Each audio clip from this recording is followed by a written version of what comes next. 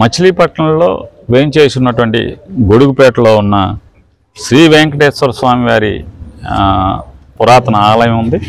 ఆ స్వామివారికి ఉన్నటువంటి ఆస్తుల్లో భాగంగా గొల్లపూడిలో ఒక 39 ఎకరాల 90 సెంట్లో సుమారుగా దగ్గర 40 ఎకరాల అత్యంత విలువైనటువంటి భూమి కూడా స్వామివారికి గతంలో భక్తులు వారికి ఇవ్వటం జరిగింది.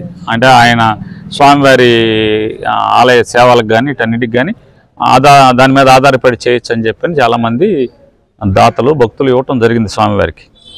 దాన్ని 2017 సంవత్సరంలో కూడా అప్పుడున్నటువంటి ప్రభుత్వంలోని కొంతమంది పెద్దల వాళ్ళు కూడా ఈ ఆలయాన్ని ఇది జీర్ణావస్థలో ఉంది. అప్పటికే మొత్తం సరుగుబాదులన్నీ కూడా పోటీ పెట్టి మనమైతే ఒక కొత్త బిల్డింగ్ స్లాబ్ వేసేప్పుడు ఎలా సెంటరింగ్ దగ్గర కర్రలు పెట్టి ఉంటామో అలా భక్తులందరూ కూడా డబ్బులు పోగేసుకుని సరుగుబాదులు కొని గుడి పడిపోకుండా నీళ్ళు స్వామివారి మీద కూడా నీళ్లు పడుతున్నాయి, వర్షం నీళ్లు కారిపోయి. ఆ స్థితిలో సరుగుబాదులన్నీ పెట్టుండగా ఆ బాదుల గురించి వారికి ఇంట్రెస్ట్ లేదు, అంటే ఆలయం పునర్నిర్మాణం చేద్దామని ఇంట్రెస్ట్ లేదు. కానీ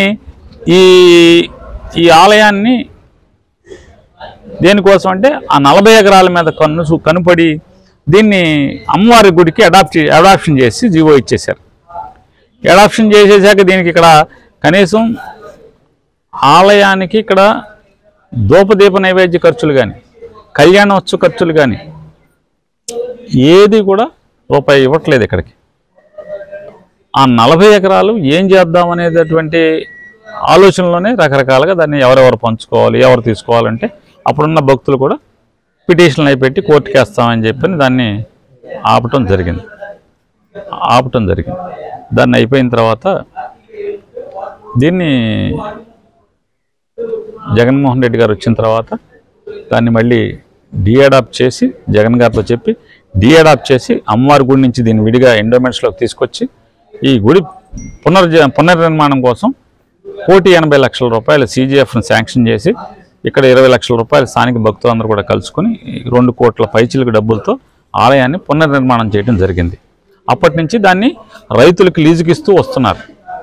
ఏది by way of auction, open యాక్షన్లో రైతులకి ఆ భూమి 39 ఎకరాలు 40 ఎకరాలని లీజుకి కౌలుకి ఇస్తూ వస్తున్నారు ఓపెన్ యాక్షన్లోనే. ఇప్పుడు ఆల్రెడీ అలాగే దానిలో ఒక 7.5 ఎకరాలు 8 ఎకరాలు 23వ సంవత్సరంలో 3 సంవత్సరాలకి లీజుకి ఇవ్వటం జరిగింది ఓపెన్ యాక్షన్లో. అలాగే ఇంకొక 22.5 ఎకరాలు మొన్న మేలో సంవత్సరానికి లీజుకి ఇవ్వటం జరిగింది ఓపెన్ యాక్షన్ పద్ధతిలో. దాన్ని రైతుల్ని రాజకీయ నాయకులు పెద్దలు అధికారంలో ఉన్నవాళ్ళు రైతుల్ని కౌలుకు దిగనివ్వరు, సాగు చేసుకొని పోవటమే కాకుండా ఆ భూమిని వాళ్ళ 100 టిప్పర్లు పెట్టి మట్టి తోలేస్తున్నారు. అంటే దేవుడు ఆస్తి అంటే కూడా భయం లేకుండా మట్టి తోలుతున్నారు. కలెక్టరే బరితెగించి సపోర్ట్ చేస్తుంటాడు. అంటే కంచే చేను మేసిన సంధాన ఎవరైతే ఆ భూమిని కాపాడాలో దేవుడి ఆస్తిని కాపాడాల్సినటువంటి జిల్లా కలెక్టరే ఈ రకంగా దుర్మార్గులకి అండగా నిలవటం, రక్షణగా ఉండటం అనేది చాలా పాపం. అది ఆ జిల్లా కలెక్టర్ కూడా పాపం. అది పోతే ఆయన మళ్ళీ జూలైలో గబగబా రాశాడు. ఎక్కడికి రాశాడు? ప్రిన్సిపల్ సెక్రటరీ ఎండోమెంట్స్కి రాశాడు.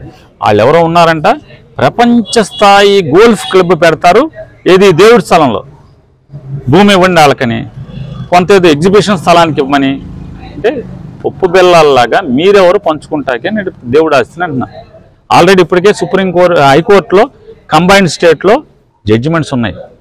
దేవుడు ఆస్తిని లీజుకి ఇవ్వాలన్నా లేదా ఎవరన్నా కొనుక్కోవాలన్నా ఓపెన్ యాక్షన్ పద్ధతిలో తప్పితే, లీజ్ అయినా కొనుగోలైనా ఓపెన్ యాక్షన్ పద్ధతిలో తప్పితే విడిగా ఏ పరిస్థితుల్లో కూడా ఇవ్వకూడదని కోర్టు ఆర్డర్ ఉంది. ఒకవేళ ప్రభుత్వానికి కావాలంటే కనుక కోర్టుకి అనుమతికి అప్లై చేసి కోర్టులో విచారణ జరిగిన తర్వాత కోర్టు ఓకే అంటే మాత్రమే అది కూడా గవర్నమెంట్ ఎండోమెంట్ ఆస్తి తీసుకుని అవసరాల కోసం, ప్రభుత్వ అవసరాల కోసం వాడుకోవాలి అనేది కోర్టు తీర్పులు ఉన్నాయి. కాబట్టి వీళ్ళు తాపత్రయపడినంత మాత్రాన కోర్టులేమి చూస్తూ ఖాళీగా కూర్చోవు. న్యాయస్థానాలు ఉన్నాయి. న్యాయస్థానాలు ఖచ్చితంగా ఈ పాపాలన్నీ కూడా కడుగుతాయి. కాకపోతే వీళ్ళ ఆత్రం అంటే దేవుడు ఆస్తిని అంటే గొల్లపూడిలో ఎకరం ఎంత ఉంటుంది? 40 ఎకరాలు ప్రైమ్ ల్యాండ్ని అప్పుడు 2014-19లో దాని మీద కన్నేశారు. ఇప్పుడు సరాసరి కన్నేయటం కాకుండా కాలుష్య చేసే కూడా పరిస్థితి. లారీ ఆక్రమించేస్తున్నారు, టిప్పర్లతో దౌర్జన్యంగా మట్టి తోలుతున్నారు. ఎండోమెంట్స్ ఆఫీసర్లని ఐఏఎస్ అధికారి ఎవరైతే ఈ భూమికి అన్యాక్రాంతానికి అండగా నిలబడుతున్నాడో ఆ అండగా నిలబడేటైన ఎండోమెంట్స్ అధికారులను బూతులు తిట్టే పరిస్థితుల్లో, బెదిరించే పరిస్థితుల్లో, రౌడీజం చేసే పరిస్థితుల్లో కలెక్టరే ప్రవర్తిస్తుంటే ఎవరికి చెప్పాలి? వ్యవస్థలు కాపాడాల్సినటువంటి ఐఏఎస్ అధికారి అలా మాట్లాడితే, అలా ప్రవర్తిస్తుంటే ఇంకెవరేం చేయగలరు? కాబట్టి మేము ఒకటే డిమాండ్ చేస్తున్నాం, ఈ ఆలయానికి నిర్మాణానికి అంటే తలవ చేసిన భక్తులుగా, ఇది మా ఊరే కాకుండా ఈ ఆలయం, ఈ స్వామివారి ఆలయం దయనీయమైన స్థితిలో ఉంటే ఆ దేవుడి యొక్క ఆనతి మేరకు దీన్ని మళ్ళీ పునర్నిర్మాణం చేసినటువంటి భక్తుల్లో నేను కూడా ఒకటిగా మేము డిమాండ్ చేసేది ఒకటే, మీకు అంత మోజు ఉంది స్వామివారి స్థలం మీద, దాన్ని ఓపెన్ యాక్షన్లో మీరు పాట పెట్టండి, ఆ డబ్బులన్నీ స్వామివారి ఖాతాలో జమ చేయండి. చట్టం అది చెప్తుంది, కోర్టు తీర్పులు అయ్యే చెప్తున్నాయి. ఆ 40 ఎకరాలని ఓపెన్ యాక్షన్లో ఆక్షన్ వేయండి. మీరు ఎంపీకి ఇస్తారా, ఎమ్మెల్యేకి ఇస్తారా, గోల్ఫ్కి ఇస్తారా, మీ ఇష్టం వచ్చిన గోళీల ఆటకి ఇస్తారా, మీ ఇష్టం వచ్చిన ఆటకి ఇవ్వండి. కానీ ఓపెన్ యాక్షన్లో వేలం వేసి మాత్రమే దాన్ని అమ్మాలి, అన్యాక్రాంతం చేసుకోండి మీ ఇష్టం. కాకపోతే ఓపెన్ యాక్షన్లో దాన్ని వేలం వేసి ఈ గుడికి జమ చేయాలని చెప్పనేది మేము ప్రభుత్వాన్ని గట్టిగా డిమాండ్ చేస్తాం.